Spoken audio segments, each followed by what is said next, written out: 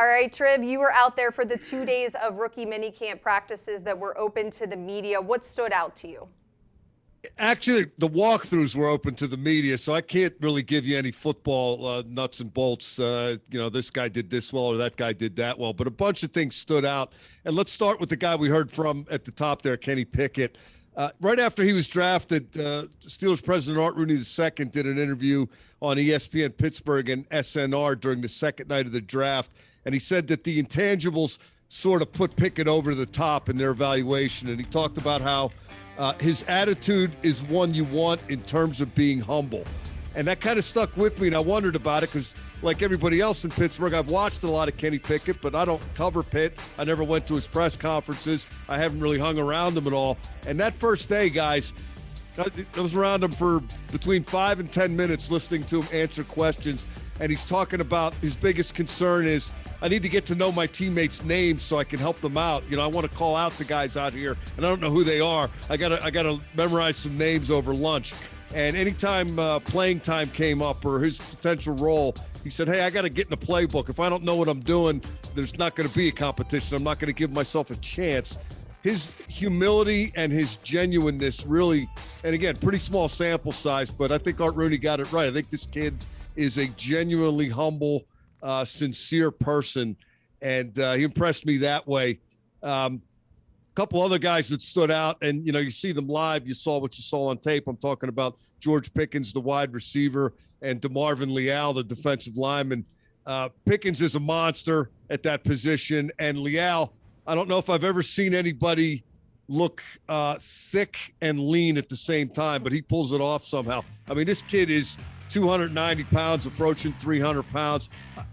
You have no idea he weighs that much looking at him. He's so well put together. And last but not least, my guy Connor Hayward. We didn't see them block because they didn't have the pads on, but this kid's, in my interpretation of his tape, at least, I thought he was an outstanding blocker, and I did learn that the staff felt the same way, and they're counting on him for that. So an interesting couple of days, to say the least. I can't wait till we actually see some football, even if it's football in shorts. But as walkthroughs go, guys, very enlightening.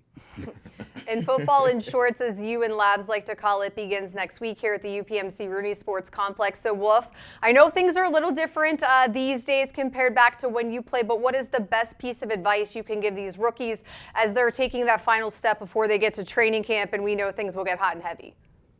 It's funny because you're talking about different eras, and that's a truism. Like, I can't even believe. It was funny. When I saw that question was going to be, I thought, what was it like? And I go back to 1984, circa 1984, when my brother Ron Wolfley, who was just about to launch a 10-year NFL career, 4 Pro Bowls and everything, going to Phoenix, to the Cardinals, then the St. Louis Cardinals, by the way. So anyhow, he calls me up on the eve of training camp and he says, all right, your best advice, what do I do? I said, it's easy. 3 things. Number 1, keep your mouth shut. You're a rookie. Nobody cares what you got to say. All right. You're the lowest life form in camp. All right. So do your job. Just keep your mouth shut. Number 2, respect everybody.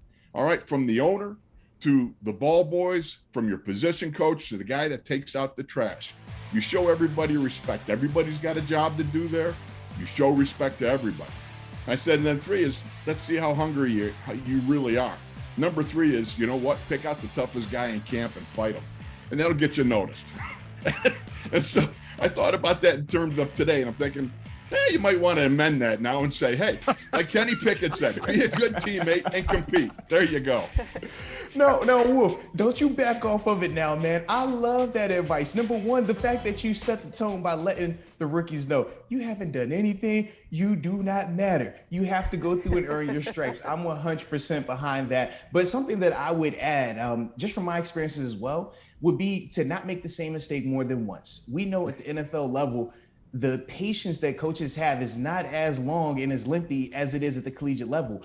At this level, it's a business. So if you continue to make the same mistakes over and over, coach will tell you, hey, man, if you can't figure this out, I'm going to find somebody that can. And that goes for draft picks as well as undrafted free agents. So I think all of those things that you dropped, absolutely 100% behind. But then I'll also add that part at the end, man. Just do not make the same mistakes on multiple occasions. You know, it does sound like great advice, but we got to back up just a bit. Missy, I know you've been in the same situation I've been in over the years where Ron Wolfley and Craig Wolfley are in close proximity and they're both talking at the same time. They are both loquacious.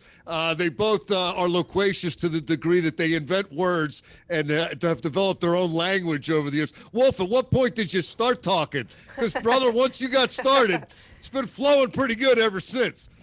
It was all those years hanging out with my brother in Chaluch, you know. I mean, at some point in time, it just happened. But fortunately, it was at a time when it was acceptable. Let's put it that way, okay?